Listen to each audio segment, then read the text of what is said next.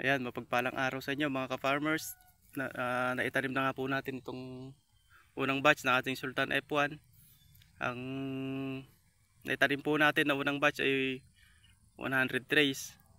Ang may darating pa ako mamaya mga ka-farmers na 100 trays pa ulit, second batch. At ito po ay 2 days na. 2 days na yung naitanim at salamat sa Diyos mga ka-farmers dahil nauulanan itong ating tanim. Ayan. Kung makikita nyo mga ka-farmers, kaganda kasi sigla. Hindi naman ganun kalakas mga ka-farmers yung ulan, pero sapat-sapat para madiligan itong ating tanim. Umuulan siya sa umaga, ay sa hapon mga alas 5 ganun mga ka-farmers, umuulan siya rito.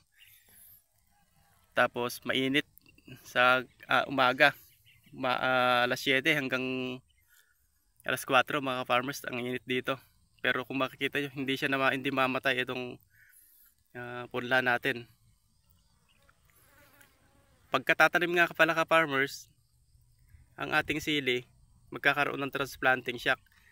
Pagdating ng mga alas 10 mga ka-farmers, o alas 10 o hanggang alas 4, alas 3, lanta siya mga ka-farmers dahil sa sobrang init, naninibago siya. Ganoon talaga mga ka-farmers sa mga nag-aalala kung naitanim nila nagtanim tapos kinabukasan naglalanta. Ganoon talaga mga ka-farmers, naglalanta talaga. Kahit sino. Basta naka-plastic mulch, meron siyang transplanting shock. Mas malaki yung porsyento na meron siyang transplanting shock mga ka-farmers. Kasi mainit ang humidity ng ilalim ng lupa ng plastic na yan. Pero pag walang plastic mulch, malaki yung chance na dire-diretso siya mga ka-farmers. Hindi siya maglalanta kahit may araw. Kasi naka-seedling tray naman yan. At kung makikita nyo mga ka-farmers, ayan, maluwang na yung nataniman. At dahil tuwing hapon umuulan dito mga ka-farmers, nakakamenos tayo ng trabaho, saka yung mga farmers, trabaho, oras, nakakagawa tayo ng iba. Imbis na magdilig tayo, nakakagawa tayo ng iba. Ikalawa, yung gastos mga ka-farmers, pagka umulan, hindi na tayo gagastos ng krudo. At kung makikita nyo, ito nga, hindi siya namamatay mga ka-farmers. Sa totoo lang, nasa punla rin yan mga ka-farmers. Nasa magandang punla ang pundasyon talaga. Kung maganda ang punla mo, maganda rin yung magiging tanim mo. Kung pangit ang punla mo, kung may sakit, tinanim mo na may sakit talaga yan mga ka-farmers. Mahirap, gagamutin mo na yan sa umpisa pa lang. Pero kung maganda ang punla mo, alam mo talaga na mabubuhay sila at lalaki silang malusog. Depende yan sa punla mga ka-farmers. At sa gayak ng lupa, kung gaano ka maggayak ng lupa. Ayan, kung makikita nyo kasi mga ka-farmers, tignan nyo. Ayan mga ka-farmers, ang laki ng puno niya. Kasi mga ka-farmers, ito kasi, ang ganda ng dapat masusunog siya rito. May mga alam ko mga ka-farmers na may naka-experience na nito, at mag-comment naman kayo mga ka-farmers kung sino nang naka-experience sa inyo nito. At alam kong meron na sa may manunood ng video na to mga ka-farmers. Dito maluluto siya. Maluluto yan mga ka-farmers. Dahil naka-plastic mulch tayo, sobrang init sa umaga, maluluto siya rito dahil ang dahilan mga ka-farmers, payat ang puno ng punla natin. Yun ang dahilan talaga mga ka-farmers. Kapag payat ang punla natin, mas malaki yung tsansa na maluto siya dyan. Ayan.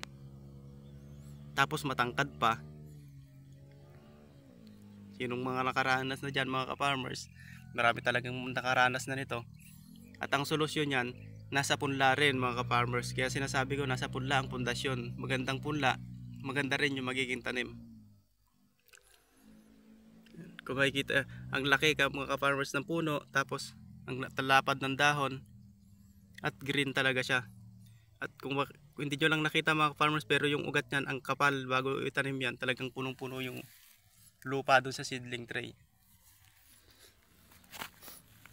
Ayan mga farmers.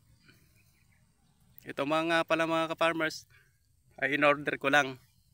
Ngayon, kung merong gustong umorder sa inyo mga ka-farmers, mag-comment lang kayo, i-PPM ko kayo.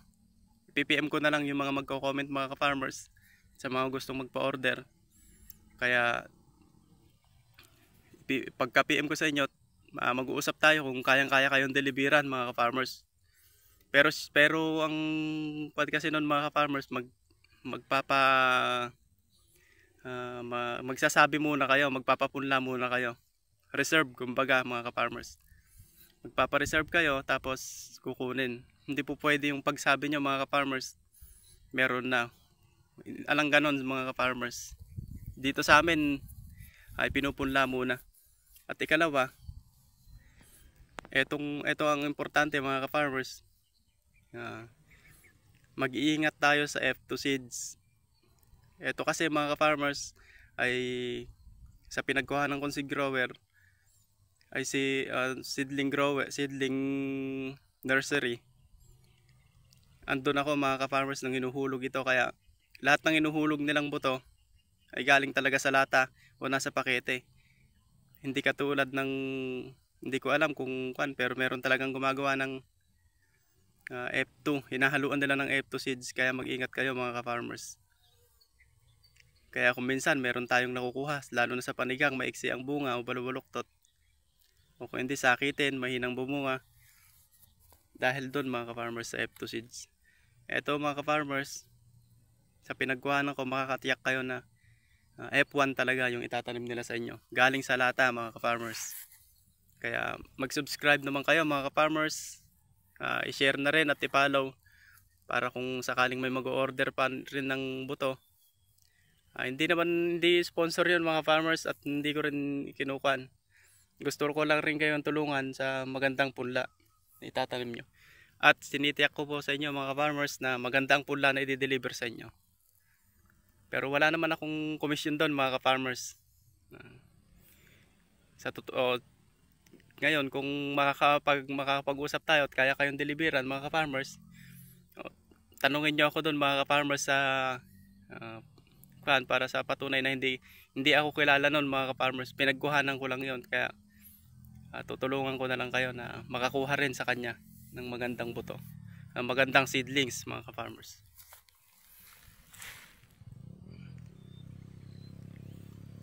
Ayan mga ka-farmers, sa taba ng puno o sa ganda ng punla, napakaganda, ang ganda ka mga ka-farmers ng kanyang bulas. 2 days. Ayan. Sa isang araw mga ka-farmers ay papatabaan na natin to para magtuloy-tuloy na. At ipapakita ko sa inyo mga ka-farmers kung anong klaseng pataba at kung paano yung magiging dosage niya, kung sukat, kung gaano siya karami mga ka-farmers. At mag-subscribe sana kayo mga ka-farmers sa aking munting channel para makita nyo po kung ano yung magiging sitwasyon ng aking kung paano ko po siya alagaan mga ka-farmers hanggang sa harvesting, para makita nyo rin. Hindi naman ako mga eksperto mga ka-farmers, pero kahit paano meron na tayong matagal-tagal na tayong nagtatanim ng gulay, mga halaman. Ayan. Ang ganda ng kanya mga ka-farmers, ng bulas niya.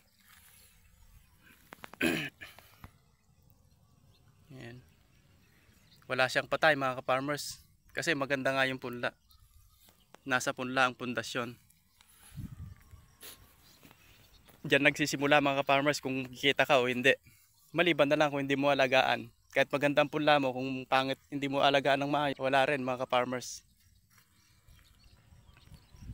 Ayan.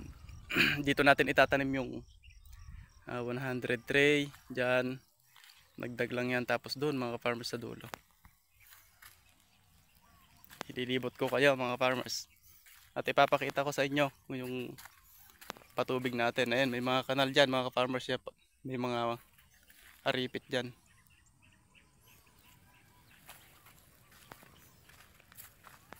Pasensya na kayo mga farmers, cellphone lang kasi itong ginagamit kong pagbablog.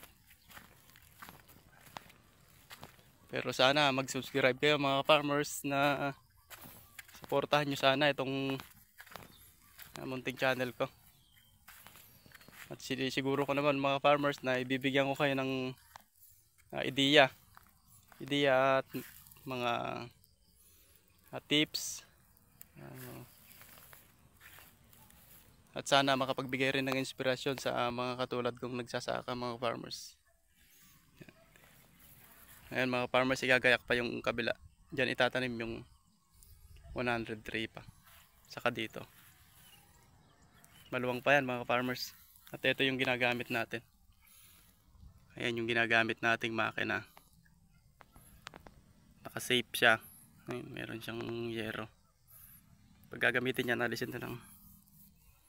Ganyan. Yun lang mga farmers. Sana nagustuhan nyo itong video. Palike na lang mga farmers at subscribe para sa susunod ko pang mga gagawing video. Maraming salamat mga farmers. Magandang umaga po.